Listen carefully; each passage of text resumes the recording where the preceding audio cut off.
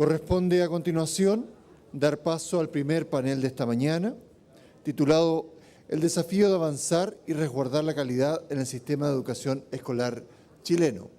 Antes de continuar, queremos recordarles que durante el desarrollo de este panel pueden escribir las preguntas o comentarios que tengan, levantar la mano y parte del equipo de producción nuestro les retirará esas preguntas para que podamos agilizar el tiempo de este panel. Como decía, este panel se llama El desafío de avanzar y resguardar la calidad en el sistema de educación escolar chileno. Para desarrollar este panel están ya los expositores. Beatriz Ábalos, ella es Premio Nacional de Educación 2013 e investigadora del Centro de Investigación Avanzada en Educación de la Universidad de Chile. También está don Harald Beyer, él es director del Centro de Estudios Públicos. Don Jorge Mansi es director de MIDE UC. Y también nos acompañará en este panel, a quien ya vimos hace un momento, el doctor Jonah E. Rockhoff, y modera el profesor y Premio Nacional de Periodismo, el señor Sergio Campos. Acá en este bolso. Ya, ahí estamos listos. ¿Qué tal? Buenos días, especialmente a aquellos que vienen recién incorporándose a este trabajo. Bueno, los que no estuvieron a la primera hora, les cuento que el presidente del Consejo Nacional de Educación intervino esta mañana, don Ignacio Irarrázaval, e hizo una intervención acerca del desafío de la calidad de la educación, que es fundamentalmente la esencia, digamos, de este encuentro, a partir de expertos de distintos vertientes relacionadas con el problema educativo. Se habló también durante la mañana acerca de cómo la educación debe ser evaluada y a partir de esa evaluación poder obtener conclusiones que permitan hacer correcciones o modificaciones que finalmente apunten a mejorar la calidad de la educación.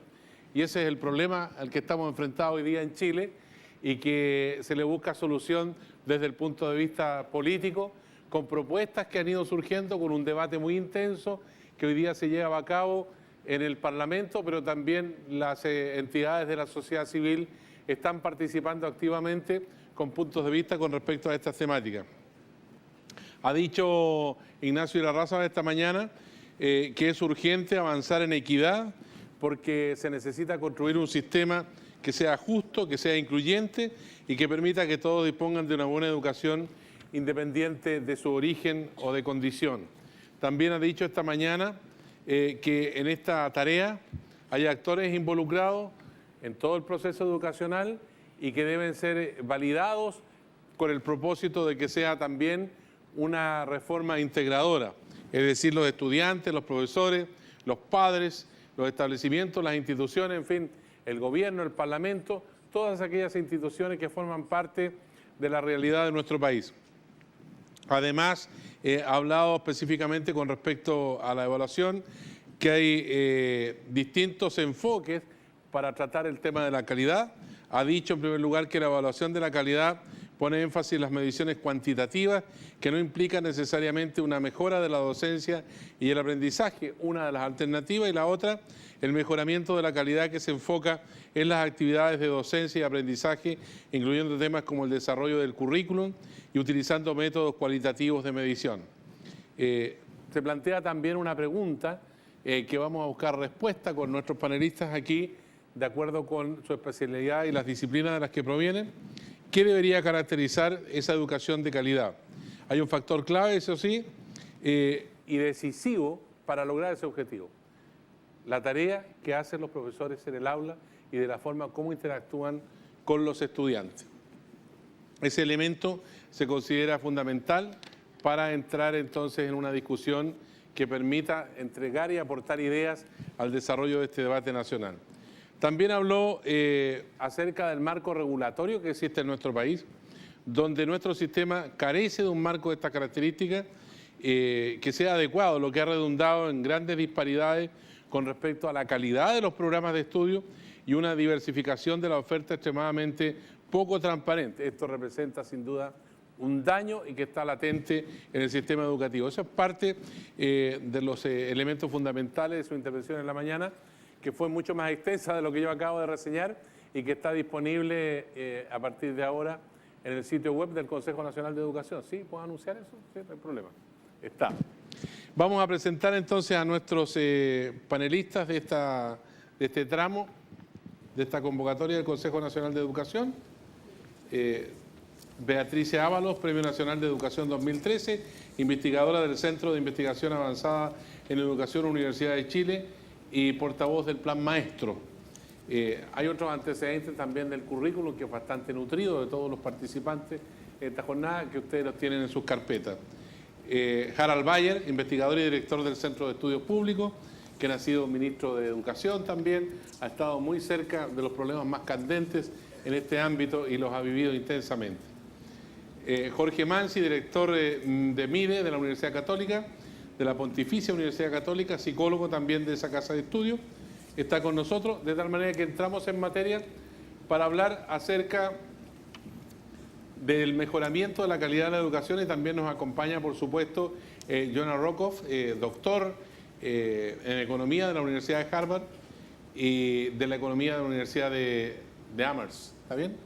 ¿Sí? Que ofreció esta mañana su primera disertación y respondió varias preguntas en torno a la exposición relacionada con la evaluación educativa. Entonces, vamos a ofrecerle la palabra para comenzar con 5 minutos y nos gustaría que se centrara en su exposición, Beatriz Ábalos, en el plan maestro que usted ha integrado y que en esta oportunidad se convierte en vocera también de ese trabajo, que es otro de los aportes al desarrollo del debate educativo. Por favor. Bueno, yo creo que el tema central del plan maestro, para explicar a los que quizás no sepan, es que es una gran iniciativa ciudadana, una iniciativa que congregó para organizarlo a 20 instituciones distintas, pero todas interesadas y preocupadas o activas en temas de educación. Y además consultas a nivel más amplio, un foro base y una consulta nacional, todo centrado en, obviamente, detrás del tema, en la calidad de la educación, de los procesos educativos, pero sintiendo que un actor muy importante en ese proceso, o un actor clave en ese proceso, son los profesores y las profesoras. Y parte de la sensación de que nosotros somos un país que, si bien reconocemos teóricamente que son importantes los profesores, en la práctica no los reconocemos. Un estudio que hicimos algunos años atrás, no tanto, nacional, encuesta nacional, los profesores se sienten no respetados por la sociedad y se sienten no valorados por la sociedad. Y por lo tanto nosotros en el plan maestro quisimos ponerlos en el centro de atención. Eso significa mirar todo lo que tiene que ver con profesores, desde quienes entran o postulan a ser profesores o quienes quieren ser profesores y qué se requiere para ello, cómo se forman tanto en la formación inicial y mirando también la diversidad de programas que tenemos en Chile de formación docente, pero también, y en forma muy importante, cómo se apoyan y siguen aprendiendo a través de toda la vida profesional y por lo tanto lo que se llama formación docente continua o desarrollo profesional docente. Pero muy importante detrás de esto, y yo creo que el tema de calidad siempre hay que mirarlo de dos ángulos, de las condiciones estructurales que hacen posible la calidad y de los procesos. Desde las condiciones, llamémoslo estructurales o de contexto o de piso mínimo, el plan maestro se concentró en las condiciones de trabajo de los profesores, en los salarios bajos y que progresan poco durante el largo ejercicio que muchos de ellos hacen y que les significa jubilar con sueldos de alrededor de 150 o 200 mil pesos al mes, por lo tanto no jubilan porque no van a poder vivir con eso. Entonces tenemos profesores que siguen y siguen enseñando y el tema también que es paralelo, que es ¿qué pasa en el aula?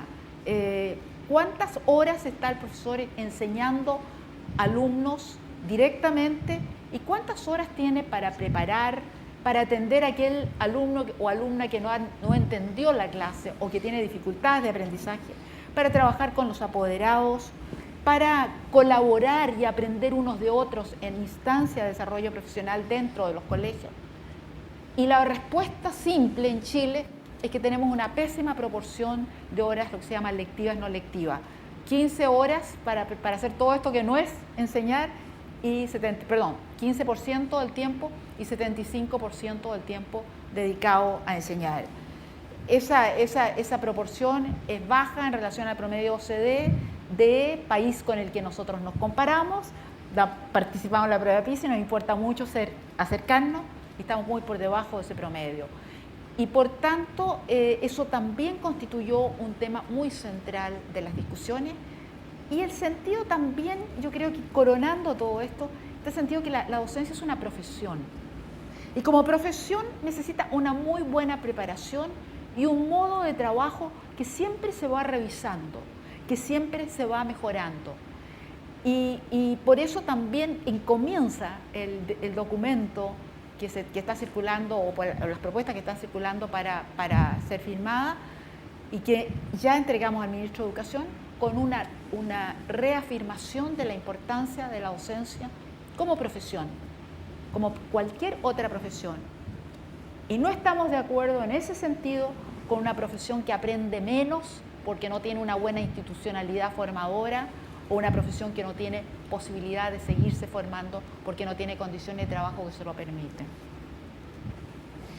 Profesora, muchas gracias. Bueno, aquí hay algunas ideas que la recapitulo así en 2 líneas con respecto a la formación de este plan maestro a partir de la ciudadanía, la escasa valoración que sienten los profesores que existe de parte de la sociedad, la precariedad para la condición docente, y la formación continua, que es un fenómeno que está ausente en el caso de nuestros maestros y profesores, y el tiempo escaso que tienen para desarrollar actividades complementarias con el trabajo en el aula. Harald Bayer, director del Centro de Estudios Públicos, tiene sus 5 minutos. ¿Y qué quiere que yo hable? A todos los demás les hice una pregunta. No. Yo creo que el desafío del sistema educacional chileno es crear escuelas efectivas. Lo voy a resumir en una línea: crear escuelas efectivas. Y la pregunta y la discusión es cómo creamos esas escuelas efectivas. ¿Qué significan escuelas efectivas? Son aquellas escuelas que de alguna forma generan, ¿no es cierto?, la capacidad de formar, de preparar integralmente a nuestros jóvenes y niños, y que de alguna forma les permiten desarrollar sus proyectos de vida personales de la mejor forma posible, en función de los talentos y de los aprendizajes que esos jóvenes y niños vayan adquiriendo. Y para eso nosotros tenemos un conjunto de políticas y de instrumentos que podemos utilizar para producir ese fenómeno, ¿cierto? Cómo tener escuelas efectivas. Algunas están relacionadas con el entorno inmediato de la escuela. Por ejemplo, sabemos hoy día que en Chile, en muchos sectores, hay bajas expectativas respecto a lo que pueden lograr esos niños, y tenemos mucha evidencia de que esas bajas expectativas muchas veces no tienen sentido, porque hay otros establecimientos iguales que sí logran los buenos resultados. Entonces hay que trabajar en ese ámbito, y ahí hay muchas cosas. Hay que darle más poder a los directores, hay que darle más autonomía, ¿no es cierto? Hay que crear esas expectativas, hay que permitir que trabajen más colaborativamente, hay que crear climas escolares donde exista suficiente disciplina para poder realizar el trabajo docente, para generar esta interacción, por así decirlo, ¿no es cierto?, entre profesores, directivos y estudiantes que sea virtuoso. Hay un ámbito de políticas que yo creo que en Chile estamos débiles. No hemos trabajado suficientemente Déjenme darles, por ejemplo, un solo ejemplo. Queremos más inclusión, pero nuestras escuelas especiales circulan por un lado y nuestras escuelas regulares circulan por otro. No hay conversación en ello. En otros países las escuelas especiales están muy cerca de las escuelas escolares, y los niños entran a las escuelas regulares, por así decirlo, y cuando se van quedando atrás son recogidas por las escuelas especiales y se produce un proceso. Y ese me parece que es un tema que nosotros no hemos abordado suficientemente, y me parece que es parte del argumento de calidad. Tenemos también, pensando en este esquema general de cómo generamos escuelas efectivas, la necesidad de crear mayores capacidades en el sistema escolar, capacidades generales. Y en eso yo me atrevería a decir de que profesores en esto es central. Todo lo que dijo Beatriz yo lo comparto completamente. Y por supuesto hay otros elementos que tienen que ver con financiamiento, con el diseño específico del financiamiento, que yo creo que también están pendientes. En ese sentido creo que hemos estructurado mal nuestra formación inicial y continua de los docentes. Hay algo que no le gusta mucho a Beatriz que yo diga, pero yo creo que en el problema educacional que nosotros tenemos, hay uno de los grandes responsables son las universidades, y han pasado bastante piola en este debate educacional, y creo que la formación inicial deja mucho que desear. Y ahí hay un punto que tenemos que abordar con particular fuerza. Y por supuesto que tiene que ver con las condiciones laborales. Yo siempre sigo con mucho interés los indicadores de la OECD. Generalmente estamos en último lugar, digamos, compartiendo ahí, peleando con México y con Turquía los últimos lugares, pero hay un indicador donde estamos en primer lugar en la OECD, que son las horas que los profesores enseñan en clase. Y eso realmente nos hace preguntar de si estamos realmente pensando bien toda esta formación continua, trabajo en equipo, profesores, condiciones laborales de los profesores, que a mí me parece que es un tema que nosotros, todo el mundo dice que es importante, como decía Beatriz, pero finalmente no lo abordamos. Y eso supone también un sistema de evaluación, y aquí quiero rescatar un poco lo que decía el profesor Rokoff. Yo creo que es tremendamente importante medir no solamente a los profesores cómo ellos están haciendo, más allá de las dificultades técnicas, porque si no lo hacemos las consecuencias son tremendamente negativas, y creo que eso hay que tenerlo siempre presente. Y lo mismo pasa con el desempeño de las escuelas. Nosotros hoy día sabemos que las escuelas tienen una tremenda heterogeneidad en sus desempeños, incluso escuelas que supuestamente atienden a niños que son parecidos, tienen grandes diferencias de desempeño. Y eso lo sabemos y podríamos actuar en consecuencia porque tenemos información que nos permite, ¿no es cierto?, saber eso. Y en esa área yo creo que desde el punto de vista de mover al sistema también es tremendamente importante trabajar en esa área.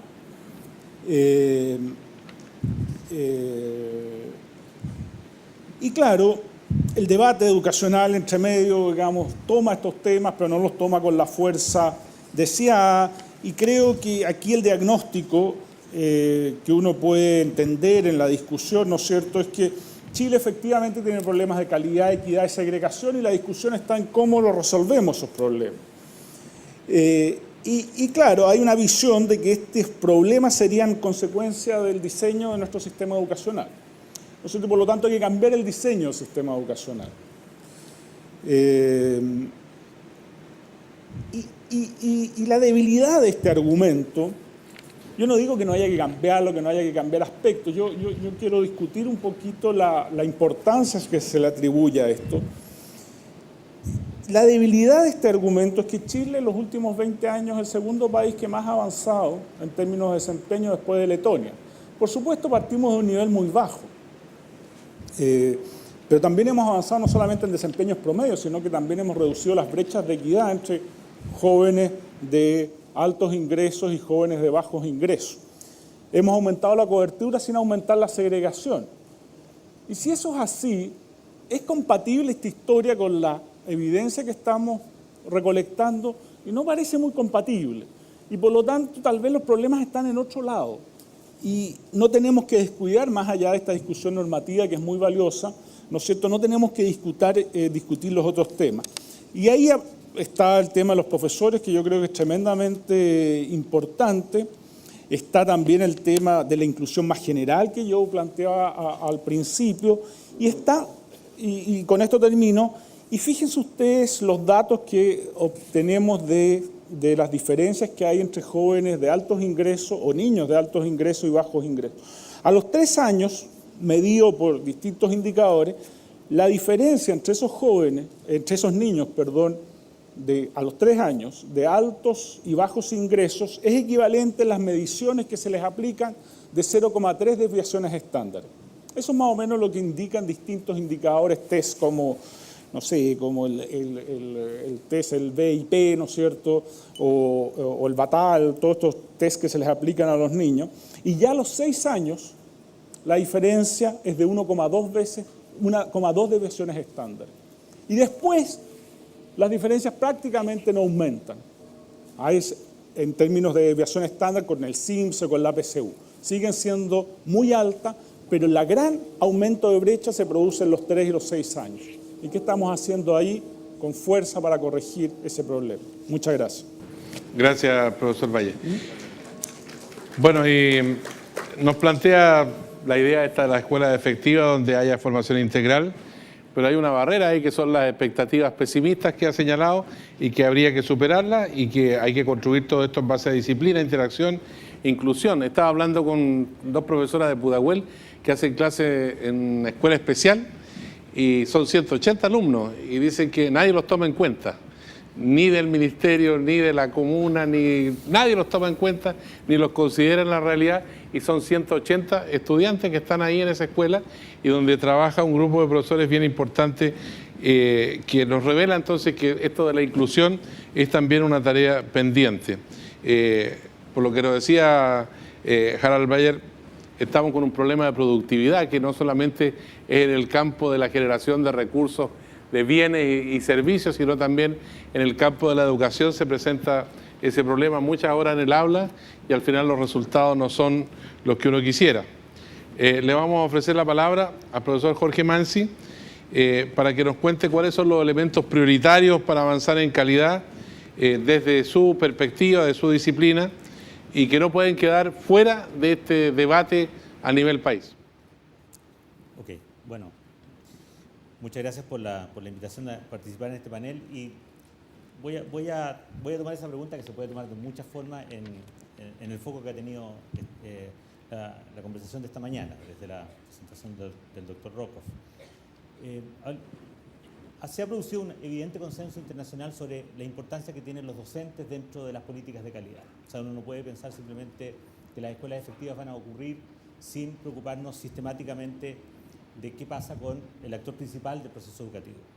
Y en ese sentido suscribo obviamente plenamente lo que dijo Beatriz sobre cuáles son los elementos claves que hemos ido aprendiendo sobre cómo llegamos a tener docentes preparados para ser compatibles con este desafío, que es tener una mejor atracción para la carrera, tener una mejor formación, y ahí suscribo también y asumo lo que plantea Harald sobre lo poco que las universidades hemos aportado en esa segunda dimensión, y tener una carrera que sea evidentemente desafiante y que promueva el desarrollo continuo.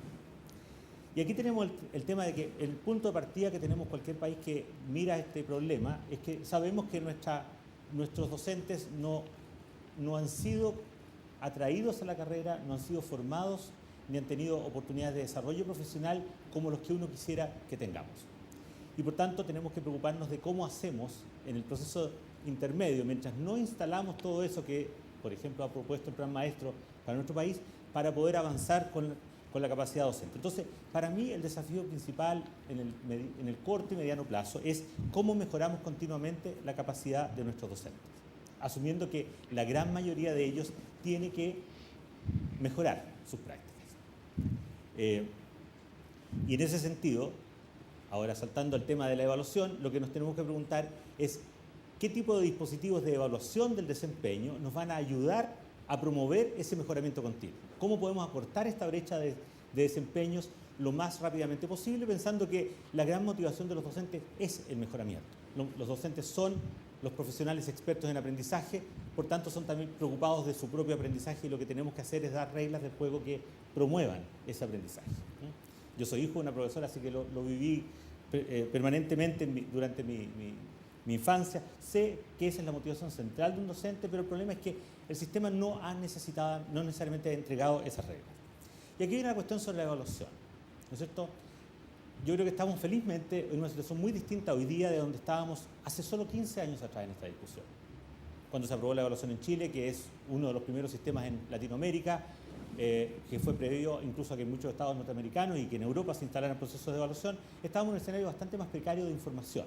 Y la discusión acá, recordemos, era ¿por qué no usábamos el CIMSE? Así tan brutalmente como existe para evaluar a los docentes. Si alguien escuchó atentamente lo que dijo el profesor Rokov, descubre que eso sería una barbaridad, que por lo menos tendríamos que preocuparnos, si fuéramos a tomar ese camino, de hacer un uso inteligente de las pruebas. Pero pensando que lo que el profesor Rokov presentó fue básicamente el dilema de ¿qué camino seguimos? O miramos la efectividad de los docentes, es decir, qué impacto tienen en el aprendizaje de los niños, o miramos el desempeño directamente de los docentes, qué tan buenos son los docentes mirando, por ejemplo, sus clases. Y la pregunta es, ¿podemos saber si un profesor es bueno o no es bueno? Y partamos del supuesto que no es fácil hacerlo. Pero también, si uno llega muy lejos con eso, uno podría decir, entonces no tenemos nada que hacer. Y he escuchado gente decir, dado que eso es difícil, la pregunta no es ni la efectividad, ni si un profesor es bueno o no es bueno, sino que preguntémosle simplemente a los profesores si quieren aprender. Suena interesante, pero riesgoso como camino. A mí no me gustaría ir a un doctor que no sabe si sabe, pero quiere aprender. O sea, no conmigo, o sea, y tal vez no con nadie. ¿Ah? Y creo que los docentes son un profesional que, al menos en nuestra institucionalidad, le reconocemos el mismo estatus que los docentes, que los médicos, tan importante que decimos que su formación tiene que ser obligatoriamente acreditada, ¿no es cierto?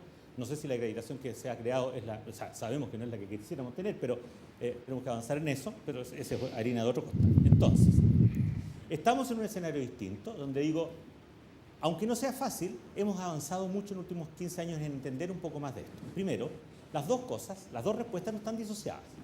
Un docente efectivo es al mismo tiempo un buen docente. Y la demostración es que en estudios que se han hecho en distintas latitudes, incluyendo nuestro país, cuando uno mira la diferencia en en el desempeño de los estudiantes, por ejemplo en medidas de valor agregado, de docentes que han sido calificados como efectivos, como buenos docentes en la evaluación docente, esos docentes tienen mayor valor agregado que aquellos que no tienen esa condición. Por tanto, no es un camino donde uno tenga que tomar la decisión de ir por un lado o por el otro radicalmente. Están las dos cosas conectadas. ¿Cuál es mi preocupación, sin embargo? Y probablemente es mi mayor... Porque si yo parto por las conclusiones del doctor Rockoff, la suscribo plenamente. O sea, en ese plan estamos totalmente de acuerdo en que hacia donde tenemos que avanzar es un sistema que sea reconociendo que hay limitaciones e imperfecciones en todas las mediciones, en todos los caminos que podamos seguir. Lo que tenemos que hacer es un sistema con múltiples indicadores acerca de la calidad del docente, pero para mí lo esencial, y esto es algo que probablemente, que es lo que he aprendido en estos 10 años trabajando en el tema de la evaluación docente en Chile, es que el potencial para retroalimentar a los docentes y para promover el mejoramiento continuo pasa a ser para mí uno de los criterios fundamentales de un buen sistema de evaluación, al menos para un país como el nuestro, que tiene una necesidad imperiosa de dar señales claras a los docentes acerca de cómo mejorar. Chile adoptó, y esto es importante, un modelo de estándares de desempeño. O sea, nos hemos puesto de acuerdo acerca de qué significa ser un buen docente. Ese es un modelo que tiene que ser actualizado, mejorado, pero eso es una muy buena noticia, porque ayudar a que los docentes acorten la brecha acerca de lo que decimos que es un buen docente es una buena idea, aunque sea a través de la presión que ejerce la evaluación. Porque en este caso lo que estamos diciendo es que la evaluación ejerce una presión para acortar una brecha que queremos directamente acortar. No es necesariamente lo que pasa cuando, por ejemplo, se pone excesivo énfasis en el mejoramiento de los resultados en pruebas, porque sabemos que ahí lo que el profesor Rockoff llamó gaming to the system, o sea, los comportamientos estratégicos van más en la línea de simplemente enseñar para un desempeño en la prueba y no hacerse cargo de la integridad de la evaluación. Entonces, ahí tenemos, yo creo, una razón importante para pensar que, al menos en un caso como el de Chile, tenemos que darle una importancia central a elementos que tienen que ver con el desempeño efectivo, que además resuelven problemas bien críticos. Sabemos que un sistema de evaluación docente, en el mejor de los casos, solo es útil para aquellos sectores de aprendizaje que son evaluados regularmente, típicamente matemática y lenguaje. En el caso norteamericano, entiendo yo que las cifras dicen que más o menos un tercio de los docentes pueden ser evaluados con esta herramienta porque 2/3 partes de ellos no están enseñando en sectores ni en niveles donde hay suficiente evaluación. Y aquí hay una cuestión de contexto. En Chile tenemos una discusión bien álgida ahora sobre la cantidad de evaluaciones que tenemos. El CIMSEC incrementó sus evaluaciones hasta un punto que se tornó el año pasado en una situación crítica. Creo que tenemos en este momento 17 evaluaciones este año. Y eso está generando un cierto agobio. Para tener un sistema de evaluación docente basado en valor agregado, tendríamos que tener evaluaciones todos los años, en todos los niveles, para poder hacer un seguimiento individualizado de los docentes a través de su trayectoria profesional, lo cual generaría una tensión difícil de manejar. Entonces, para cerrar, digamos, diciendo, estoy de acuerdo con la conclusión de que tenemos que tener múltiples medidas para abordar el tema del mejoramiento docente, pero donde lo central para mí es aquello que nos informe acerca de cómo mejorar individualmente los docentes y cómo el sistema también puede aprovechar esa información. El profesor Mansi ha hecho ha hecho su propia conclusión de lo que acaba de decir, así que está muy bien. Me ahorró un poco de trabajo.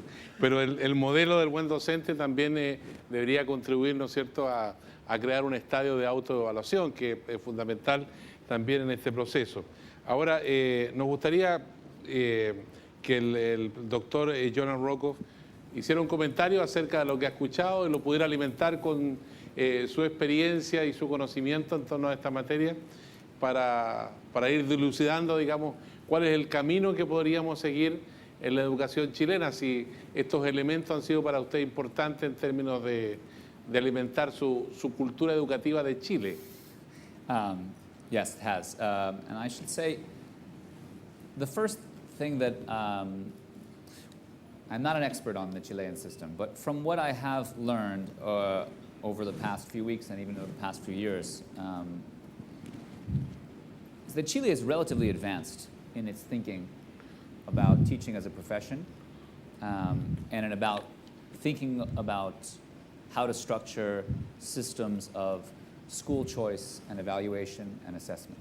That is, it may seem to you that your system has many shortcomings, but if you compare Chile to many other countries, including the United States, Chile is actually at the forefront. Maybe that's depressing to think that this is the forefront, but nevertheless it is.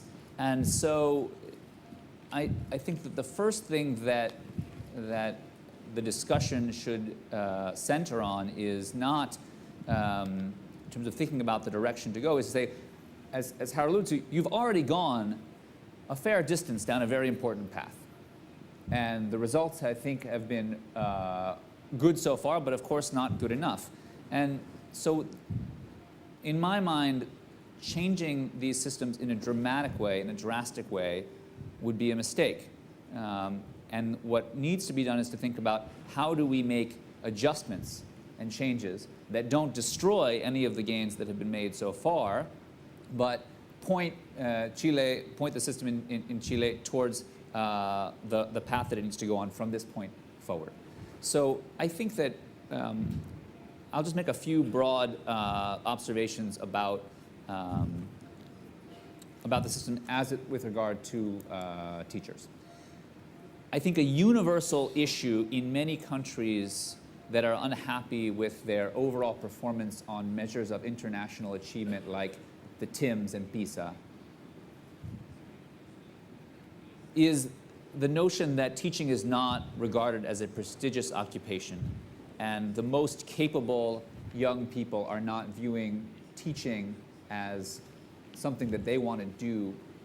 And teachers themselves inside the occupation don't view their occupation as prestigious and don't see themselves staying in it and working hard to become the best teacher they can be for the next 10, 20, or 30 years. That's a hard problem to solve, but I think a very important one to focus on. And it takes multiple choices in the policy sphere to try to address. I think we should never ignore the fact that money matters. I don't think teachers teach for the money. I don't think they're in it to make a lot of money. I mean, God knows they're not making a lot of money, so they're not in it for the money. But nevertheless, nobody wants to be in an occupation where they're working hard in a very complicated, rigorous, emotionally difficult job, and they still have to worry about paying their rent and putting food on the table and paying for their own children's education and needs at the same time. If we want people to embrace teaching as an occupation, we're going to have to answer the question of pay. And that is, it's inevitable. And I think it's been addressed in some places. In New York City, for example, the starting salary of new teachers was raised over the past 10 years by something on the order of 25% increase in pay. That is significant and that is important. That doesn't guarantee us that teachers will be great, but it does help guarantee that great teachers and potentially great teachers might view teaching as a potential occupation for them to go into and for them to stay in over the course of their lifetime. It's a necessary but not sufficient condition for a great teaching workforce. The other thing that occurred to me as I was hearing the discussion, and I won't take too long because I've already spoken enough today, I think. But one of the things that I think is very important when we think about the formation of a teaching workforce and the evaluation of a teaching workforce is we are left often trying to create a system where one size fits all, where we evaluate teachers the same way no matter what subject or level they teach. That doesn't feel right to me. That is, a kindergarten teacher may need to be evaluated in a very different way than a high school calculus teacher. A teacher of students with learning disabilities may be needed to be evaluated in a different way than a teacher of students who are very advanced. And yet, for legal restrictions or because of the unionization of the teaching profession, policy is often operating with these very, very tight constraints that every teacher is a teacher and we have to have the same rules for every teacher. And I wonder how our thought process around evaluation changes if we unbind ourselves from that constraint. And we ask ourselves, how would we best evaluate this set of teachers? How would we best evaluate that set of teachers? And would that lead us to places that would be much more effective, not just from the point of view of policymakers, not just for the benefit of students, but for the buy-in, for the agreement and the acceptance and the support of teachers themselves who recognize they have very different jobs and look at a one-size-fits-all system and say, wait a second, this doesn't feel right to me. So I think I'm going to stop there because I think there's a lot of other good discussions we can have, but those are my two bigger thoughts.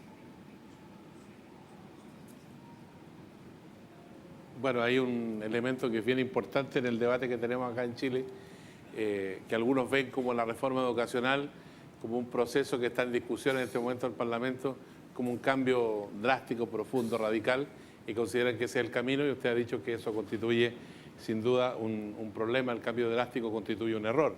Ahora ve a Chile como a la vanguardia en relación con otros países del continente, y un elemento que aparece como una dificultad es el prestigio de quienes ejercen la profesión docente, y que, si bien es cierto en el caso de Nueva York, ha habido, por ejemplo, incremento de los salarios en forma sustantiva, pero eso no es una condición suficiente como para resolver el problema de fondo, que es mejorar la calidad de la educación. Además, ha dicho que el lucro no debe ser el fin de la educación en cuanto al rol de los profesores, y que se necesitan políticas públicas que estén acorde con ese fenómeno. A partir de esta reflexión, me gustaría plantearle a Harald Bayer, con respecto al sistema de aseguramiento de la calidad de la educación escolar que se consensuó hace un par de años y se plasmó en la Ley General de Estándares de Aprendizaje, Evaluación Estandarizada, Ordenación de Escuela, Evaluación con otros indicadores de calidad educativa. Entiendo que no está completamente implementado. Usted vivió la experiencia en la profundidad del Ministerio de Educación. Entonces, ¿qué falta? Y si falta, ¿por qué se ha demorado en ponerse en marcha para alcanzar mejores niveles, que es la aspiración que tiene la sociedad en su conjunto? A ver, hay varias, es una respuesta larga, pero voy a tratar de resumirla en muy pocas ideas. 5 minutos, sí, si le parece. Primero hay que recordar de que la idea del sistema de aseguramiento de la calidad proviene del Consejo Asesor Presidencial para la Calidad de la Educación, que convocó la presidenta Bachelet en ese entonces. Creo que fue la única medida que tuvo acuerdo unánime de todas las que se plantearon en ese consejo. Y la idea que se instaló es que el sistema chileno tenía una cierta inercia, ¿no es cierto? Y que los cambios no estaban ocurriendo con la suficiente rapidez. En ese momento estaba recién instalándose la subvención escolar preferencial con un sistema de planes de mejoramiento muy acotado, y la idea era tener un esquema mucho más poderoso institucionalmente que promoviera la calidad. Y yo creo que eso ha ido avanzando. Se decidió en el proceso legislativo que esto tenía Una vez que esto se llevó a la práctica, el gobierno de la época, ¿no es cierto?, lo implementó a través de dos instituciones, la superintendencia, que lo que busca la superintendencia es fiscalizar el cumplimiento de la ley, asegurar mayor transparencia de los colegios, ¿no es cierto?, que cumplan con las normativas distintas y tener ahí un brazo fuerte. Y al mismo tiempo se promovió una agencia de la calidad que tenía, por así decirlo, se hacía cargo del CIMSE, definía el programa de evaluaciones, pero además realizaba un programa de visitas inspectivas que le permitían al colegio, a la escuela, al liceo, de alguna forma, ¿no es cierto?, hacer una reflexión, partir con una reflexión respecto a cómo lo estaba haciendo, lo que estaba haciendo, visitar ese establecimiento y de alguna forma generar a través de esa vía un proceso de cambio. Era una forma de institucionalización, por así decirlo, de los planes de mejoramiento que traía asociado la subvención escolar preferencial. Todo eso se instaló, ¿no es cierto?, la ley se aprobó. Antes de que yo llegara, a mí me tocó básicamente implementar, la superintendencia está funcionando, la agencia de calidad se montó también, está haciendo visitas explorativas, se planteó, porque esto requería un ordenamiento de las escuelas, ese ordenamiento se llevó al Consejo Nacional de Educación, después de algunas críticas, el Consejo Nacional de Educación aprobó y algunas mejoras que se le hicieron al ordenamiento, el Consejo Nacional de Educación aprobó ese ordenamiento y hoy día en principio la agencia está lista para funcionar. El actual gobierno decidió postergar en un año su entrada en vigencia la parte del ordenamiento porque a espera del informe de una comisión CIMSE que está en funcionamiento, ¿no es cierto?, y yo creo que a grandes rasgos y con todo porque hay que estar evaluando, hay que estar pensando el sistema, ajustándolo si es necesario, creo que es una buena idea que va a producir efectos. De hecho, por primera vez se están cerrando colegios en Chile con fuerza que no estén cumpliendo con la normativa. Si uno recuerda en el periodo, no sé, 90, 2010, creo que se cerraron 5 colegios particulares subvencionados por la acción fiscalizadora del Estado y desde que existe esta institucionalidad se han cerrado el orden de 90. Y porque no están cumpliendo la normativa, eso de alguna forma habla de un sistema que está empezando a funcionar y ahora falta la pata más calidad, con más fuerza que estas visitas inspectivas van a permitir, van a generar un informe, el colegio va a tener un proceso para reflexionar y va a iniciar un proceso de mejoramiento en función de ese informe y para ello va a contar con apoyo que yo diría que es la parte débil del entramado, digamos, El apoyo, y eso fue a lo mejor falta de visión en su momento de los que contribuimos a pensar ese esquema, quedó un poquito en la División de Educación General del Ministerio de Educación, y la División de Educación General es una especie de sala de cuidados intensivos del Ministerio de Educación. Entonces va saltando de temas en función de las necesidades que tenga el Estado en su momento y tal vez no tiene el foco preciso para concentrarse en armar un buen sistema de apoyo y eso es tal vez una debilidad del sistema que habrá que ir corrigiendo en el camino. Bien, gracias, profesor. A propósito de la situación de los profesores, Beatriz Dávalo, hay una situación que es muy trascendente. Primero tenemos la carrera docente como un fenómeno que ha estado latente en el transcurso de los últimos años, ya hace bastante tiempo. Pero por otra parte está la formación de los profesores y en Chile hay una diversidad de programas dependiendo de la institución académica que pone en escena esos programas. Entonces la pregunta es necesario hacer una revisión?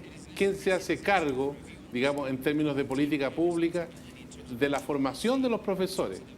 Y al mismo tiempo, ¿es necesaria una nueva mentalidad de los profesores que forman profesores o con lo que hay es suficiente?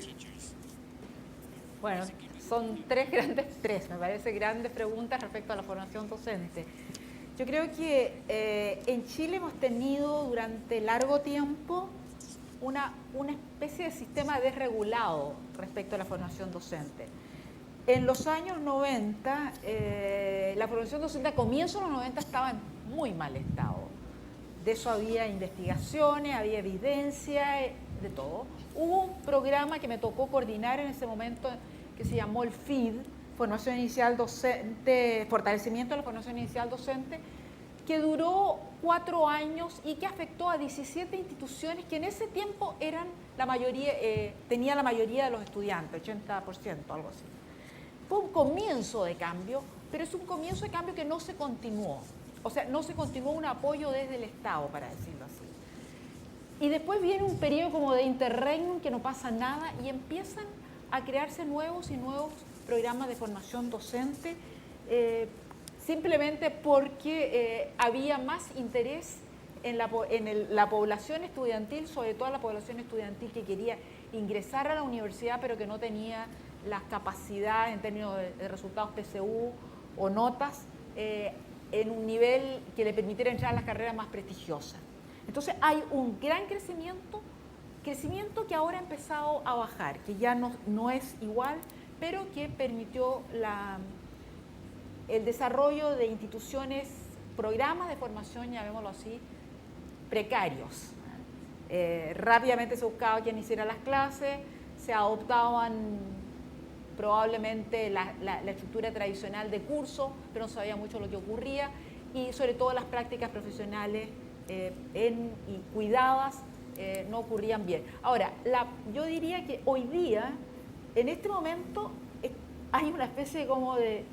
Hay dos cosas. Hay una necesidad de regulación, pero de regulación dirigida al mejoramiento de los procesos. Hablando del Consejo Asesor Presidencial del 2006, ahí se propuso algo, una institucionalidad que podría haber sido parecida a la institucionalidad de la acreditación, por ejemplo, o sea, semigubernamental, para ponerle un nombre, no instalado, sentado en el Ministerio de Educación, pero que examinara los programas, que viera cómo están funcionando, que tuviera una entidad de apoyo, que buscara ejemplos, que buscara maneras de apoyarlo, que realizara discusiones, produjera intercambio entre las instituciones y también una parte de investigación. Eso no se hizo. Y yo creo que hoy día lo que está pasando es que he escuchado recientemente que, por ejemplo, están cerrándose programas de formación docente en las regiones. En este momento se están cerrando, por ejemplo, la región en la zona de Valdivia, de Osorno, de los Lagos. En esa zona están bajando y hay poca entrada de nuevos profesores con los requisitos que estamos pidiendo también en el norte. Entonces, no sé si vamos a tener, a pesar de todo lo que hablemos de que entren mejores candidatos, vamos a tener los candidatos ideales a lo largo de Chile. Y por lo tanto, tenemos que tener alguna institucionalidad que produzca un intercambio y un aprendizaje y también que examine cómo están funcionando los programas de formación docente. Yo creo que hay buenos programas, no digo que aquí hay un desastre nacional, y hay otros que no son tan buenos. Hay una experiencia reciente de una investigación que estoy realizando tratando de seguir en 11 o 12 programas de formación docente los egresados desde el último año de su formación. Me di cuenta que en la práctica, la última práctica, que es la grande y la importante, prácticamente no tienen supervisión acotada desde la universidad. Y todo queda en manos del profesor o profesora guía, que se llama del colegio, donde hace su práctica. Ese profesor puede ser uno que está recargado ya de otras tareas, puede ser un profesor muy bueno que se toma el tiempo, en algunos casos lo vi, de discutir, con el que está en práctica, pero no ayuda demasiado en la dirección de una buena formación en que el estudiante reconoce sus debilidades, puede corregirlas y puede, por lo tanto, tener una práctica que le sirva para la difícil entrada del ejercicio. Y sabemos que la formación docente no puede, esto sí yo lo digo claramente, no puede preparar para todas las eventualidades del ejercicio. Entre las personas que estoy estudiando, por ejemplo, hay un profesor de lenguaje secundario, de educación media, que está trabajando con muchachos y niños del Sename. Es obvio que la universidad no lo preparó para trabajar con niños del Sename. Son los niños que están con restricción, o sea, que han sido detenidos y están bajo, bueno, semicárcel, semi-situación de cárcel. Y otros que tienen que trabajar en establecimientos tremendamente difíciles y vulnerables. Entonces, la universidad no puede preparar para todo, pero tiene que dar algunas armas y tenemos que seguir la formación docente con un buen sistema de inducción, o sea, de mentoría, de apoyo a aquellos que comienzan a enseñar. Ahora, hay un problema. No todos los que terminan de estudiar pedagogía, eso lo estoy encontrando yo, encuentran trabajo en el primer año. Incluso a 1 año y medio, que son el último chequeo que hice el año pasado, todavía no tenían trabajo y tenían reemplazos ocasionales. El efecto formación docente en quien no encuentra trabajo, inmediatamente empieza a diluirse, empiezan a entrar otros factores. Entonces, tenemos que mirar con más cuidado el proceso completo, desde alguna regulación a la formación inicial docente, desde mayor apoyo, desde mayores oportunidades de aprendizaje también entre las instituciones y entre darnos cuenta de qué es lo que no puede hacer la institución y debe ser apoyada cuando salga a través de buenos sistemas o algún sistema de mentoría que se llama o de inducción. Eso, entre paréntesis, está propuesto en el plan maestro, que haya un sistema de inducción y también que haya mejoras institucionalizadas de la formación inicial docente. Profesor Jorge Mansi, hay una cantidad de evaluaciones en nuestro país, pero la más importante para los más pequeños es el CIMSE y para los más grandecitos está la prueba de selección universitaria, la PSU, que antes fue prueba de aptitud académica y se hizo una modificación ahí porque se consideraba que era insuficiente o era precaria en relación con la demanda que existía en ese momento. El CIMSE se supone que es un examen que se hace con el propósito de corregir, digamos, aquellos errores o esas insuficiencias que existen en el sistema educativo, o sea, un mejoramiento, una optimización. Y en el caso de la PSU, el propósito es seleccionar quienes pueden ingresar a la educación superior y tienen las aptitudes necesarias para estar en ese nivel de la educación en nuestro país. Pero esto ha sido bastante criticado porque en el caso, por ejemplo, del CIMSE, se afirma que se ha convertido en un fin en sí mismo. O sea, los colegios luchan por tener buenos puntajes en el CIMSE porque pueden vender la mercancía, llámese así, cupo educacional en un colegio y eso significa mayores ingresos. Entre más alumnos tengan en ciertas áreas de la explotación del negocio educacional, se afirma. En el caso de la prueba de selección universitaria, cuando se planteó la nueva forma de evaluación, hubo críticas bastante ácidas con respecto a la fórmula y ahora ha habido nuevas modificaciones donde se pretende favorecer a aquellos colegios vulnerables o darle las mismas oportunidades con el propósito de alcanzar a la educación superior. ¿De qué manera respondería usted frente a esas deficiencias o esos errores o considera que no es así? Ok. Bueno, si me perdona un minuto solo para referirme a algo que dijo Harald previamente, que yo creo que es un contexto también para responder la otra pregunta. Con respecto al CIMSE, el CIMSE forma parte es una herramienta que está instalada para entregar retroalimentación al sistema escolar y monitorear su progreso, entre otras cosas para promover su mejoramiento. Y sabemos que eso está en tensión con el uso que ha tenido, el que usted ha mencionado, que tiene que ver con el uso para fines de rankear o ordenar escuelas sin tomar en consideración el contexto. O sea, haciendo creer que como si todas las escuelas comenzaran con niños equivalentes y uno dice, qué sorpresa que los colegios particulares les va estupendamente bien y los municipales les va fatalmente mal, cuando evidentemente han partido en condiciones muy desiguales.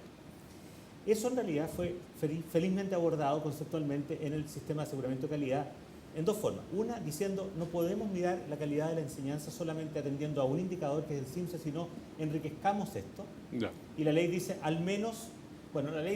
el CIMSE tiene que ser al menos 2/3 partes de eso que miremos y pueden haber otras cosas. En la práctica, la metodología que se acordó le da al CIMSE un 73% y el resto queda en manos de otros indicadores. Y lo segundo, que es muy bueno, es que el sistema de aseguramiento, perdón, la metodología de ordenación contextualiza la exigencia de las escuelas según el contexto socioeconómico, para decirlo en términos generales, por tanto, haciendo más exigente la situación para colegios que tienen mejor contexto y siendo más comprensivos, si usted quiere, para escuelas que tienen menos, realidades más difíciles. Esas son buenas noticias del sistema de aseguramiento de calidad. ¿Cuáles son las malas noticias del sistema? Una, la mencionó Harold y yo la quiero poner con más fuerza. Lamentablemente pusimos mucho más inteligencia, y los legisladores, en proponer algo que tenga que ver con responsabilización, monitorear a las escuelas, y muy poco en el apoyo. Y lo que sabemos de la política educativa inteligente en el mundo es tiene que combinar inteligentemente presión y apoyo. Y aquí tenemos una situación donde tenemos una metodología que va a ordenar las escuelas y va a generar una presión grande porque por primera vez se va a poder cerrar escuelas a partir de su mal desempeño. Y de nuevo, una mala idea, cerrar solo a partir de una metodología y no a partir de un juicio final que diga que una escuela merece ser cerrada. Es un tema de la metodología. Pero no se desarrolla análogamente el apoyo. Y Harald lo ha dicho, quedó mal expresado en la ley. La agencia de calidad se preocupa, visita las escuelas que tienen problemas, les da un informe para que ojalá hagan algo por mejorar las cosas, pero no hay garantía de que las escuelas van a recibir el apoyo que se necesita para mejorar.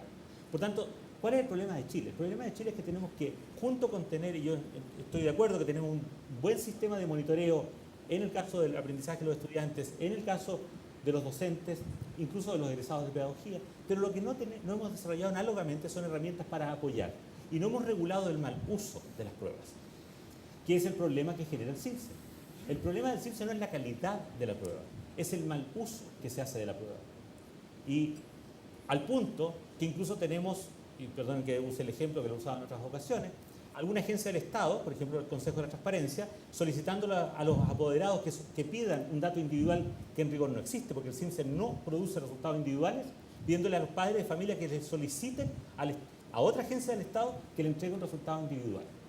Entonces, aquí tenemos un problema de tratar de normar de mejor forma el uso de las mediciones, porque lo que sabemos los que nos dedicamos a las mediciones es que la mejor forma de destruir las mediciones es mal usarlas. Y cuando se le cargan excesivas consecuencias a las mediciones, hay un enorme riesgo de que las mediciones dejen de ser útiles. Déjenme darle un ejemplo que probablemente va a ocurrir. Un 3% del puntaje que tenga la escuela en el sistema de aseguramiento de calidad va a venir de una medición que se denomina autoestima. Yo soy psicólogo, los psicólogos valoramos enormemente la autoestima y yo creo que es súper bueno que los niños desarrollen buena autoestima. Pero es muy distinto medir autoestima cuando yo digo, quiero saber cuál es tu autoestima, que cuando yo digo, lo que tú me respondas en este cuestionario va a incidir en si la escuela va a ser cerrada o no va a ser cerrada. Que va a ser parte, no se rían, es parte de lo que se va a anunciar públicamente en pocas semanas. Y fíjense que la ley de aseguramiento de calidad dijo, la metodología que se apruebe, que se aprobó a fines del año pasado y que entiendo que se publicó el decreto el 11 de marzo recién pasado, dice que no se puede cambiar la metodología antes de 4 años, ni después de 8. O sea, a pesar de que constatemos problemas en la implementación, no vamos a poder hacer nada. El Consejo Nacional de Educación el año pasado, al mirar este tema, le recomendó enfáticamente a la Agencia de Calidad que estableciera un año de marcha blanca, que es lo que está pasando en este año. Pero sorpresa, la marcha blanca, porque el Consejo Nacional no puede cambiar la ley, no incluye la posibilidad de modificar la metodología si es que la marcha blanca constata que hay problemas. Entonces, aquí tenemos un problema de orden legislativo, doble. Uno, ¿cómo podemos corregir legislación mal hecha? Porque el ejemplo norteamericano con No Child Left Behind es muy claro. Poner presión enorme sobre las pruebas solo distorsiona las cosas. Y segundo, tener una capacidad instalada para corregir las cosas cuando eso hay que corregirlo y no obligarnos a convivir por 4 años con un sistema que demuestre que no está funcionando. Vamos a tener durante el 2015 una marcha blanca y yo confío en que los legisladores corrijan el error de no poder mejorar las cosas cuando hay que mejorarlas y de asegurar que hay apoyo a las escuelas que necesitan mejorar. Quiero recordarle a los presentes, gracias profesor, a los presentes que quieran hacer preguntas, que entreguen los formularios con su identificación y la pregunta con letra clarita porque ya vemos poco. Le queremos preguntar al doctor Jonas Rockoff qué observación nos podría hacer con respecto a lo que ha escuchado en esta última exposición. Okay. I'd like to talk first about the development and preparation of teachers, which I think I don't want to dispute anything that's been said, I want to offer a few observations and thoughts that I think may help spur thinking about this issue. We know from research very clearly across the United States and in other countries that entering teachers are much less effective than average teachers, and that individual teachers get much better at teaching during their first 3 to 4 years in the classroom. That is, if you take the exact same teacher and you look at the results of their students in their first year of teaching, those students show much lower growth than than students who will be assigned to that same teacher 2 or 3 years later when they have gained a lot of experience. And so we know, and if you ask any new teacher, and I have asked teachers after their first years, were you well prepared to teach in your first year? By and large, they will say no. I was not well prepared to teach. There were so many things that I needed to learn that I didn't know. Why do we tolerate that in the teaching profession? We don't tolerate it in many other professions. We don't give first-year professionals the same job as a fourth-year professional in many other occupations. We don't expect the same things from them. Or if we do, it's because we've trained them sufficiently so they do not feel like they are unprepared. And I think, given this fact that new teachers are so underprepared, we have to change something. We can change how we prepare teachers in schools of education. That's one option. Or we can change our entire concept of where preparation ends and where professional behavior begins. That is, why is my first year of teaching not still a year of preparation, a year of learning? Why am I given the same job that I'm going to have 2 years later? Why do we not think of this as a process of learning that extends into the classroom, where new teachers get lower teaching loads, get additional support, get help by their more experienced peers, so that their students don't suffer in the first year by having a new teacher, and that teacher doesn't feel overwhelmed and can learn and eventually be very effective. I think we can't just point to schools of education and say, do a better job. I mean, we might want them to change things, but we cannot. I mean, I think that's a very limited way of looking at the preparation problem. We think about the preparation problem as a longer process than we currently do. That's one observation. And then about the CIMSE and the measurement becoming an end in and of itself and not a means to an end, and about the problems that we have in measurement. These are things that we know. These are problems that we are familiar with from the experiences of the U.S. and many other countries.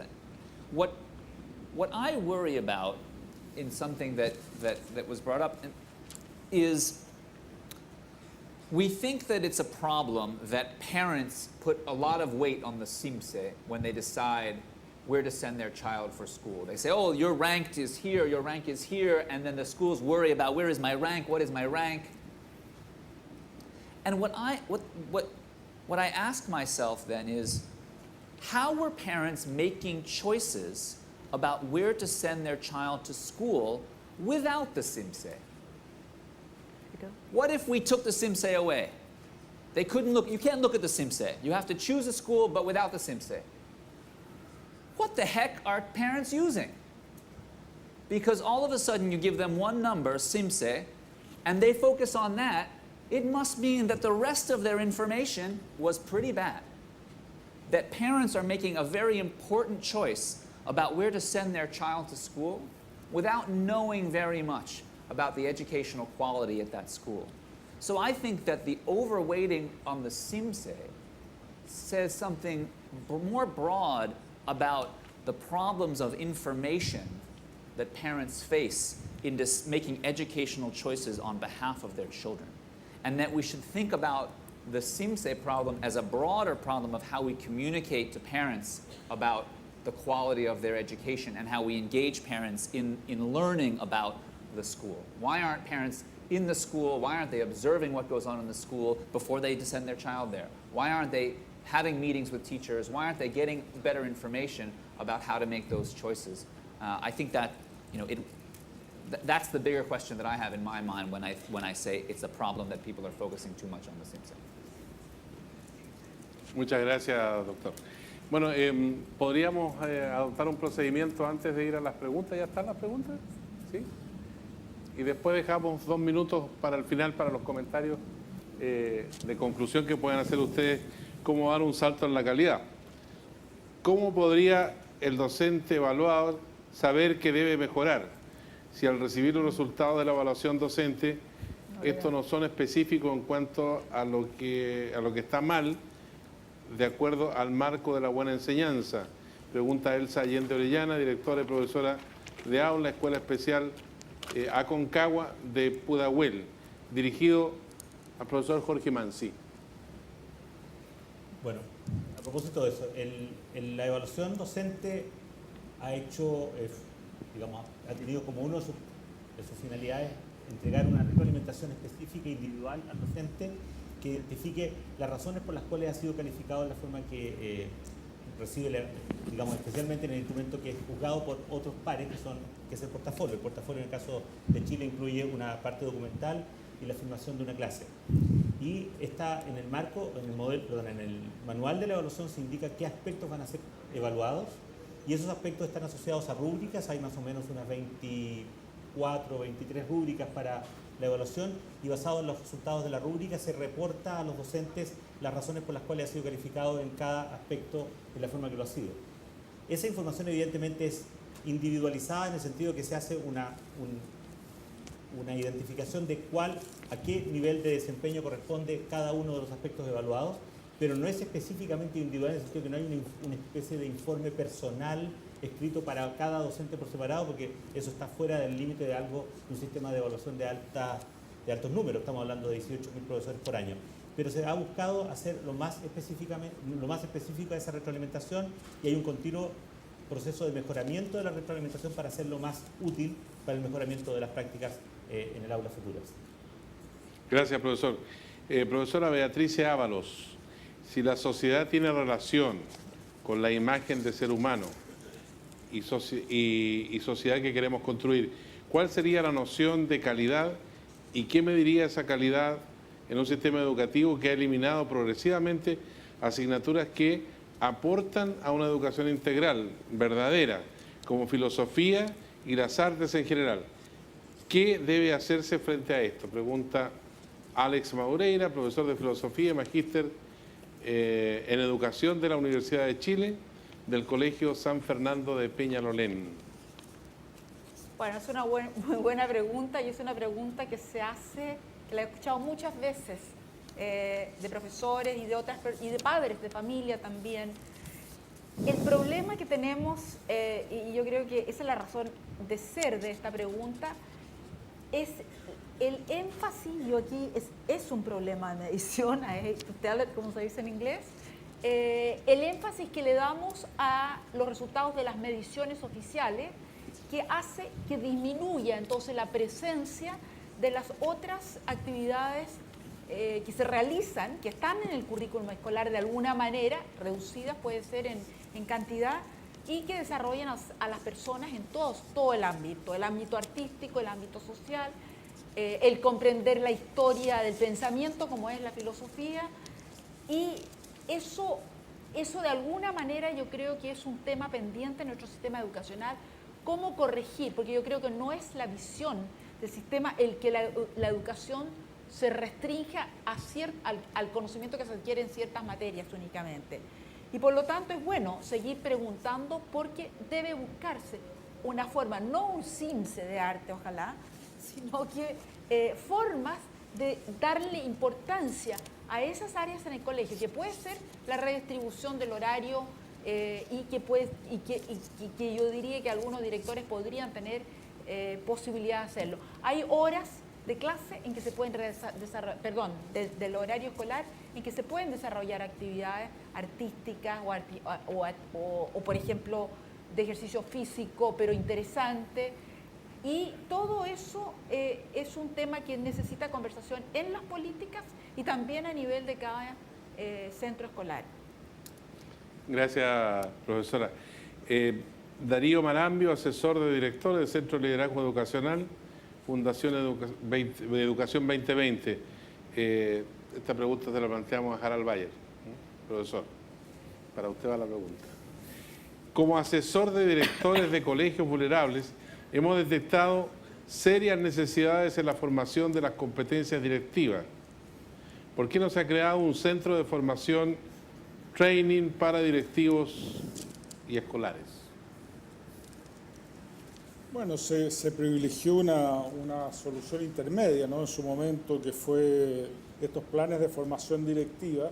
O sea, primero se trabajó en un modelo de selección de directores más imparcial, de alta dirección pública, ¿no es cierto?, que indudablemente es un primer paso, hay que ir mejorándolo, no es ideal en el momento actual, pero es un primer paso en esa dirección y al mismo tiempo con estos planes de formación profesional directivo que va ya en su tercer año, creo que no me he fijado en el detalle del presupuesto, pero no sé si el presupuesto actual considera la posibilidad de continuar esos planes de formación.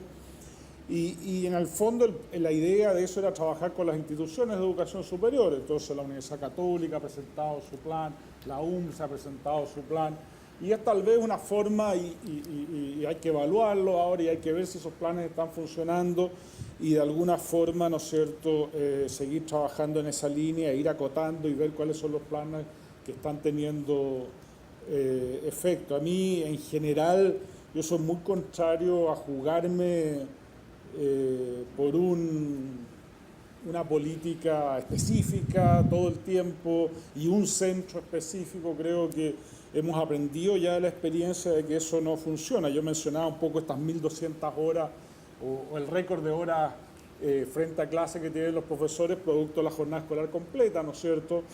Si uno mira esa política tiene un costo en valor presente del orden de 14.000 millones de dólares, y los estudios que tenemos muestran que su impacto ha sido muy menor. Entonces uno se puede equivocar mucho cuando se juega a una sola política y no está midiendo, no está evaluando, no está simultáneamente, digamos, viendo si está teniendo efectos o no. Y yo creo que nosotros hemos aprendido como país, y lo que uno mira es que los gobiernos de distintos signos más bien prefieren ir de esta forma, y creo que eso es una cosa razonable. Ahora corresponde, por supuesto, evaluar cómo esos planes funcionaron, ver cuáles son los ajustes que hay que hacer. Esa sería más bien mi respuesta. Gracias, profesor. Me gustaría plantear en general si alguien quiere responder esta pregunta, porque está dirigida al grupo de panelistas.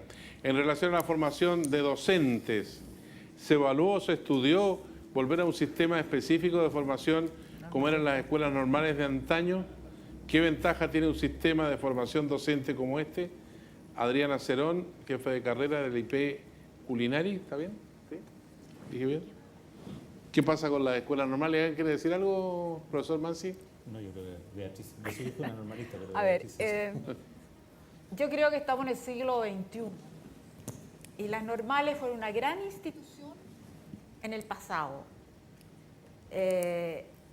Lo que tenemos que rescatar del sistema de las normales es, yo diría, algo que tiene que ver con la mística y que es intangible, es decir, que no se traduce en más horas de clase de esto o menos horas de clase de lo otro, o más práctica de esto o más práctica de lo otro. Crear un sentido, pero adecuado a nuestro tiempo, un sentido de la importancia de la profesión docente y del rol que jugamos los profesores y las profesoras en la sociedad. La pregunta sobre las normales es bien interesante. Yo trabajé varios años en el Ministerio de Educación y para acá, cada vez que asumía un nuevo ministro, venía un nuevo grupo de profesores de las normales a pedir que volviéramos de nuevo a las normales. Lo que hay que hacer, estudiar, como digo de nuevo, es qué era lo que hacía bueno las normales. Lo que hacía bueno era una buena combinación de aprendizaje de contenidos distinta a la que se exige hoy día, porque hoy día tenemos otro currículum y otra manera de ordenamiento de lo que ocurre dentro del sistema escolar, pero muy combinado con un buen sistema de práctica. Y ese sistema de práctica todavía necesita ajustes en la mayoría de las instituciones formadoras. Y yo estoy de acuerdo, quiero aprovechar de decir lo que dijo el profesor Rocco antes. Yo estoy de acuerdo que la institución formadora no puede realizar la formación docente cabal que le va a permitir entrar a la sala de clase y ser perfecto el día 1, que se crece en esa profesión. Y por lo tanto, lo que tenemos que hacer es ajustar lo más que podamos dentro de las instituciones una buena relación entre un aprendizaje de contenido de lo que tengo que enseñar, de la manera como tengo que enseñarlo, que era el fuerte de las normales. Las normales tenían menos énfasis en el conocimiento conceptual. ¿Se acuerdan? No se acuerda nadie de eso, pero las antiguas normales recibían alumnos que terminaban la enseñanza primaria y les daban una enseñanza secundaria y no iba mucho más allá de eso. Hoy día la universidad les avanza algo lo que han aprendido en la educación media en términos de conocimiento de contenido. Algo digo, porque tampoco avanza demasiado. Pero lo hacen mucho más, obviamente, la preparación de la educación media. Pero la relación entre ese contenido que tengo que enseñar y la forma de enseñarlo requiere más trabajo en las instituciones formadoras y sobre todo la traducción de esto en el trabajo en el aula. Y eso no es solamente contenido, sino también de gestión, de manejo del grupo curso. Pero yo ciertamente no recomendaría volver al pasado porque se avanza. Y yo creo que hemos avanzado en ese sentido. Muchas gracias, profesora. Me gustaría agregar sobre eso, Harald Bayer. porque hay una cosa que se recomienda mucho hoy día y que es lo que hacían las escuelas normales, porque eso la gente se olvida de esto, pero las escuelas, mi madre también es normalista y conozco la historia. Lo que hacían las escuelas normales era pololear a los futuros docentes. Antes. Sí. Y los iban a buscar a los colegios y sabían quiénes eran los buenos alumnos. Y ese proceso hoy día se ha perdido. No, eso es cierto. No hay un proceso. Y yo creo que el secreto de la normalista es lo mismo que Finlandia. Lo que hacían es que de alguna forma recogían los futuros docentes de los mejores alumnos de los distintos liceos. Gracias. Y eso yo creo que es una cosa muy importante. Yo puedo decirlo a título personal. Cuando yo estaba en sexta preparatoria, soy de esa generación, me preguntaron si yo quería ir a una normal. Yo no sé por qué instinto me dijo que no, pero no tenía idea. Yo en realidad no entendía mucho lo que eran las normales. Pero quiero decir respecto a Finlandia, alguien me aclaró, y voy a ir la próxima semana, sí que voy a saber, alguien me aclaró que los que entran a la formación docente no entran a la formación docente desde el colegio, sino que entran a la universidad en general y que el pololeo se realiza cuando ya están dentro de la institución formadora. Son las dos cosas. Bien, para el profesor Jorge Mansi, tengo dos preguntas aquí, se las voy a tratar de resumir. ¿Debería la universidad asumir las malas evaluaciones de los profesores formados en ellas? ¿Deberían ser ellas las que acompañen a estos docentes en su mejoramiento? Y la otra, pruebas estandarizadas como indicador de calidad. ¿Cómo? ¿No reconoce las diferencias de origen, regionales, contextuales de los estudiantes y académicos? ¿Son exigibles? Okay. Fin. Bien distintas preguntas. Ya, sobre el primer tema, voy a replicar. Las universidades entregan un título y el título tiene validez, ¿no es cierto?, en la medida que lo entregan.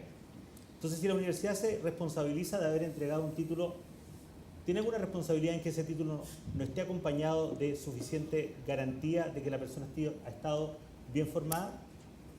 Déjenme contarles una anécdota que yo la hallo un poco lamentable. Cuando partió la prueba inicia, en los primeros años, esta fue una conversación, y felizmente no recuerdo con qué rector fue, pero el rector de una universidad, preocupado por esto, me dijo, parece que vamos a tener que poner un puntaje mínimo de ingreso porque no estamos en condiciones de asegurar que los jóvenes que ingresan con menos que ese puntaje puedan puedan aprobar la prueba una vez que se titulan.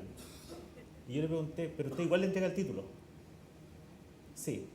O sea, consciente de que no lo había preparado bien, ese rector estaba declarando que le estaba entregando el título. Y a la sociedad el título es una garantía de que esa persona está preparada para ejercer.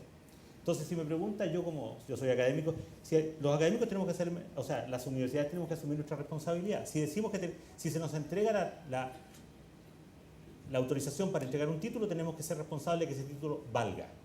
Y tenemos que tomar todas las medidas para asegurar que valga. Y si se nos demuestra que tenemos egresados que no cumplen con estándares mínimos, tenemos que hacer algo con eso. Porque si no detuvimos oportunamente a ese joven o esa joven para decirle que no estaba suficientemente preparado, que es nuestra responsabilidad, entonces la universidad es responsable de corregir ese daño a la fe pública al entregar un título que no es válido.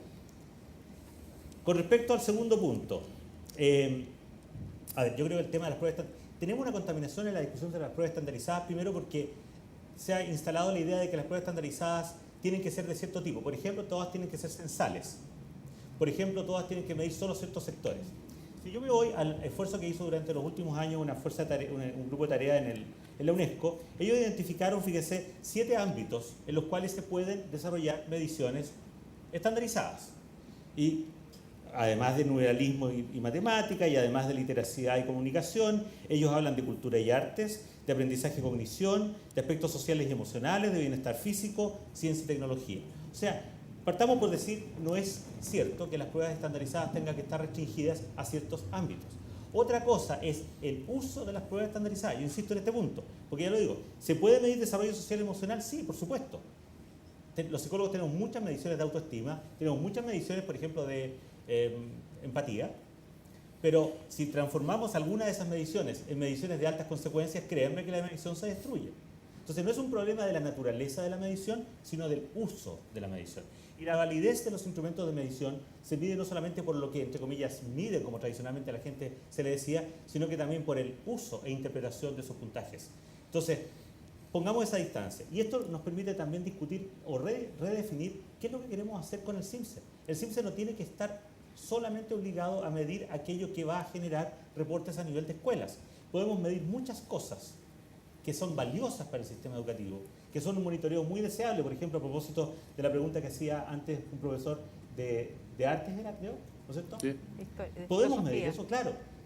No para rankear las escuelas, pero sí para que tengamos alguna idea de qué está pasando en esos sectores de aprendizaje que son tan importantes. Entonces, separemos las cosas y podemos perfectamente hacer eso mediante mediciones muestrales que son mucho más eficientes, a veces mucho más precisas, cuando se trata de monitorear algo a nivel de sistema que una medición censal.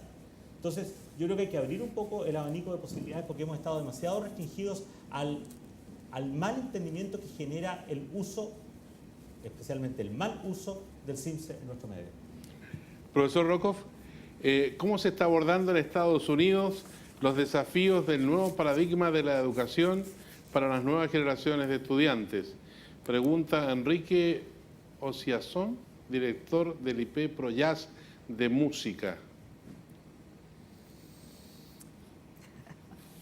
I'm not sure I understand the question. New paradigm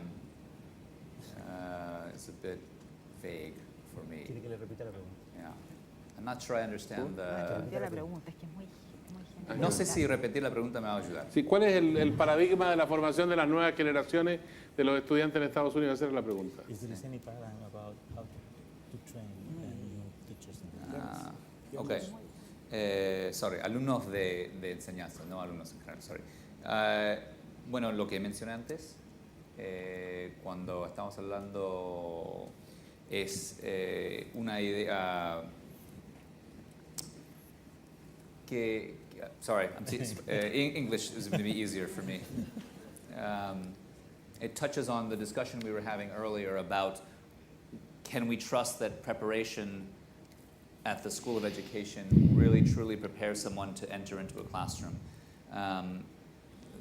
There are some schools that are taking on that challenge and saying that we will not give a degree to our students until they have proven that they are effective teachers in a classroom. And they are focusing all of their energies on imparting to their students in the School of Education practical day-to-day skills that they will use in the classroom.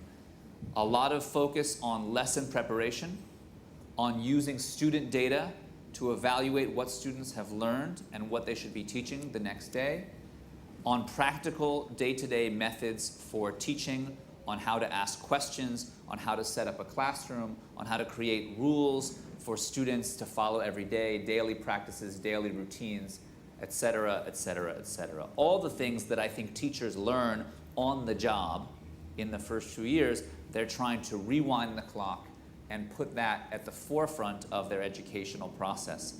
It's limited right now to only a couple schools of education that I know of, and these schools of education, importantly, are partners, intimate partners, with a small set of schools, charter schools mostly, but very, I would say, distinctive schools, where their students in teaching are also in the classrooms of those schools practicing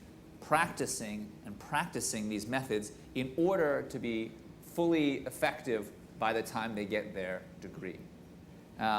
That's the most innovative thing that I have heard of in the U.S. I want to make another comment though about the system of training teachers, which is that we need to think about the entire cycle of the teacher profession, from preparation through evaluation. And I don't think we want to think of it as preparation and then recruitment and hiring and then evaluation. I think of it as a big circle, and that the way we evaluate teachers will impact how teacher preparation currently works. Because teachers themselves, if they know they're going to be evaluated on performance in the classroom, they will demand that schools of education teach them how to perform in the classroom. If they're not going to be evaluated, then they won't care. People do what they're incentivized to do and what they can, and what motivates them, both internally but also externally. And if we provide the motivation through an evaluation system to be an effective teacher, then teachers will demand of schools of education to prepare them better for what they're going to see in the classroom. And I think we cannot forget that part of the circle in the teacher professional lifetime. Gracias, profesor. La evaluación de los estudiantes hemos hablado acá, la evaluación de los profesores, pero hay una pregunta para Beatriz Ábalos en relación a los profesores que forman profesores. ¿Cómo se evalúa el desempeño de los docentes en educación superior, considerando que muchos de ellos son profesionales sin formación pedagógica? ¿Y qué herramientas pueden utilizarse para potenciar el trabajo en el aula? Cintia Novoa, coordinador académico, Centro de Formación Técnica Andrés Bello de Temuco. Docente universitario en general. Sí. Bueno, Educación superior. Es una pregunta que podemos contestar con mejor casi algunos de los que son directamente están involucrados en docencia universitaria. Pero si usted quiere pasarle la palabra a alguien, voy a decirlo rápidamente. Yo desde mucho tiempo, años atrás, justamente nosotros trabajamos en mejorar la formación docente de los profesores universitarios. Hicimos una investigación en la Universidad Católica, en la universidad, ya no me acuerdo, pero eran tres, la universidad que hoy día es la Universidad de Santiago y una tercera, para ver cuáles eran las capacidades pedagógicas de los docentes. Yo pasé varios años en el Reino Unido, en Gran Bretaña, en una universidad donde también nos reunimos los profesores universitarios a tratar de mejorar nuestras prácticas pedagógicas. Yo creo que es algo que está latente, que los profesores universitarios sienten que es importante, pero no es un primer factor en el desempeño del trabajo académico. No sé cuánto pesa, porque en el fondo, estábamos hablando de eso antes, el único indicador que hay de la calidad de la enseñanza, del modo de enseñar, son las evaluaciones que hacen los estudiantes de sus profesores y que tienen una incidencia en algunas universidades en la progresión. A mí me parece que es una red, no creo que pudiéramos instalar, y yo soy contra tener miles de sistemas de evaluaciones externas, un sistema de evaluación externa de la docencia universitaria, pero creo que es responsabilidad de los docentes universitarios organizar sus propias actividades de perfeccionamiento en cómo enseñan. Se puede hacer a través de grupos de trabajo, como lo hacíamos nosotros en esa época, y todavía sigue existiendo una sociedad de profesores universitarios que se dedican en Inglaterra, en Reino Unido, a examinar todo lo que es la docencia universitaria. Y yo creo que necesitaríamos darle más importancia en las instituciones universitarias a eso. Mi opinión. Bien, ¿alguno de ustedes quiere hacer uso de un minuto final para concluir? ¿Sobre eso? Con lo que desee, con lo que se ha conversado durante el transcurso de este debate. Yo creo que es válido por lo menos dejar situado el tema. Los profesores universitarios no somos seleccionados por ser buenos docentes.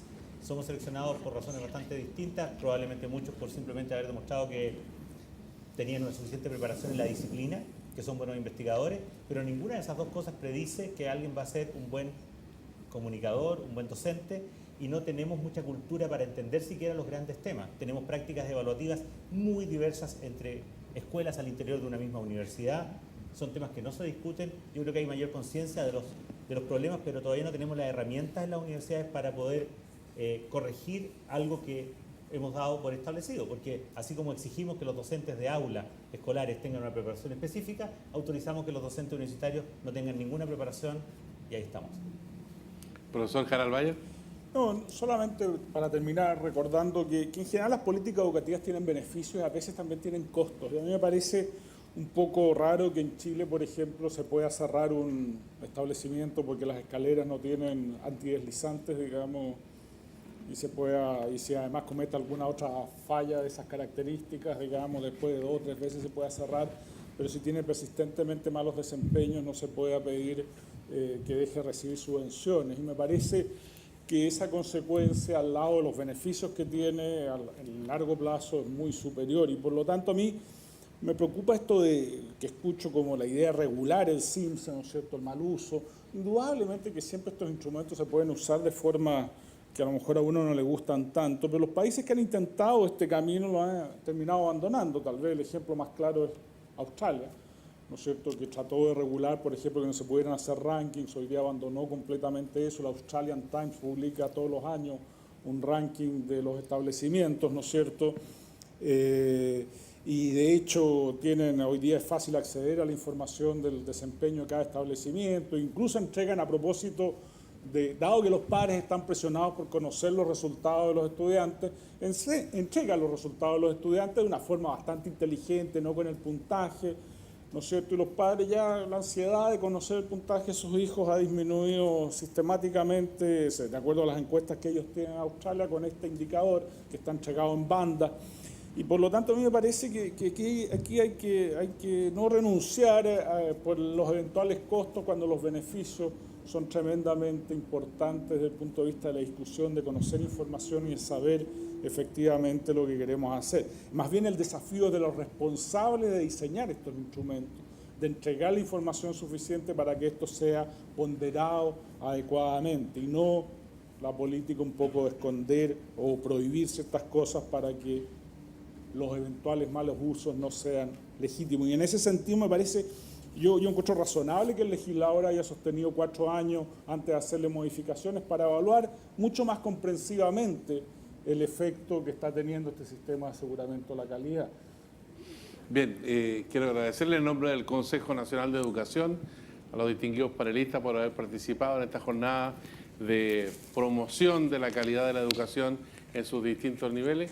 Y gracias particularmente al profesor Jonan Rockoff por haber acompañado también esta jornada. Lo hemos hecho trabajar durante toda la mañana, así que se va reivindicado para la tarde al descanso. Muchas gracias. Esperamos los agradecimientos de nuestros panelistas y también al profesor Sergio Campos, quien ha moderado este panel. Muchas gracias.